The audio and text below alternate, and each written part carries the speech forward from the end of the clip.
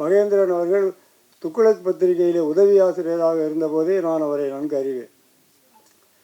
அவரை காரைக்குடி அழகப்பா பல்கலைக்கழகத்தில் படித்து கொண்டிருந்தபோது அங்கு சென்ற புரட்சித் தலைவர் எம்ஜிஆர் அவர்கள் அவருடைய நாடகம் ஒன்றை பார்த்து அவருடைய எழுத்துத் திறனை பார்த்து சிறப்பாக இருக்கிறது என்று பாராட்டி சென்னைக்கு வாருங்கள், வந்தால் என்னை சந்தியுங்கள் என்று சொன்னார் என்றால் அவர் எப்படிப்பட்ட திறமை உள்ளவர் என்பதை நாம் உணர்ந்து கொள்ளலாம். அப்படிப்பட்ட அந்த மகேந்திரன் அவர்கள் பல படங்களை தயாரித்தார். அதில் நான் அவர் படத்தில் எழுதின ஒரு படம் உதிரிப்பூக்கள். அதில் தான் நம்ம யார் கண்ணன் உதவியாளராக அவரை சேர்ந்தால் பார்த்துருந்தேன். அதில் என்ன பாட்டு நான் எழுதுனேன்னா, கல்யாணம் பாரு அப்பாவோட கல்யாணம் பாரு, அப்பா அம்மா கல்யாணத்தை யார் பார்த்தா நீ பார்க்க கொடுத்து வச்ச உனக்கு அடித்தது யோகம் அப்படின்னு ஒரு பாட்டு. அதுதான் அவர் படத்துக்கு நான் எழுதின பாட்டு. முதல் ஒரு படம் தான் எழுதினேன். அப்புறம் கடைசியாக ஒரு படம் சாசனம்னு ஒரு படம் 2009 ஆரம்பித்தார், டைரக்ட் பண்ணார். அதில் அந்த பாட்டை தான் அவர் ரொம்ப பாராட்டினார். அவர் படத்துக்கு எழுதின பாட்டில் அதைத்தான் பாராட்டினார். என்ன பாட்டுனா, எத்தனையோ வேஷம் இருக்குது நாட்டில், அதை எல்லாத்தையும் சொல்ல போகிறேன் பாட்டில், பல பேரை மொட்டை அடித்து பாவமெல்லாம் பண்ணுறவன் பழனியிலே எதுக்கு மொட்டை அடிக்கிறான், அதை பார்த்துவிட்டு முருக கடவுள் சிரிக்கிறான், அவன் சிரிக்கிறதும் வேஷம் மொட்டை அடிக்கிறதும் வேஷம் அப்படின்னு பல்லவி.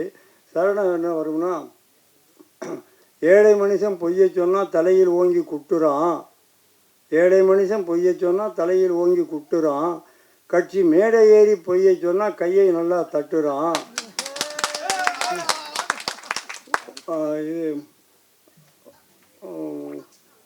ஆளுக்கேற்ற வேஷம் போட்டு அவனவனும் பிழைக்கிறான், ஊருக்காக உழைப்பது போல் உலகத்திலே நடிக்கிறான் அப்படின்னு வரும். அது இன்னொன்று வரி வரும். ஏதோ காத்து போன வாழ்க்கை என்பது ஏதோ ஒன்று வரும்.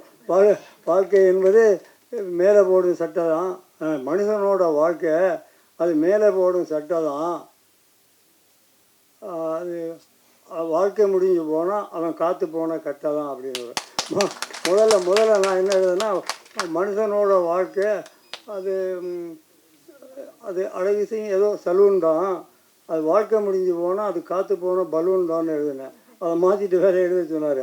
அப்போ தான் மனுஷனோட வாழ்க்கை அது மேலே போடும் சட்டை தான், வாழ்க்கை முடிஞ்சு போனால் அது காற்று போன கட்டை தான். இதை தான் அவர் பாராட்டினார். இந்த அப்படி சிறப்புக்குரிய நண்பர். அவர் பெயரில் நடக்கக்கூடிய என்ன அறக்கட்டளையா இல்லை கலைக்கழகமா? அதான் அறக்கட்டளைன்னு சொல்கிறாங்களே. அப்படி